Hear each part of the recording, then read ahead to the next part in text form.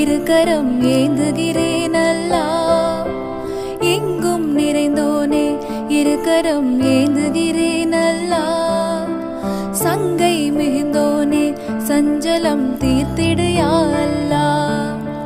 உன்னை அன்றி யார்தான் எனக்கு உதவிடுவார் அல்லாஹ். உன்னை அன்றி யார்தான் எனக்கு உதவிடுவார் அல்லாஹ்.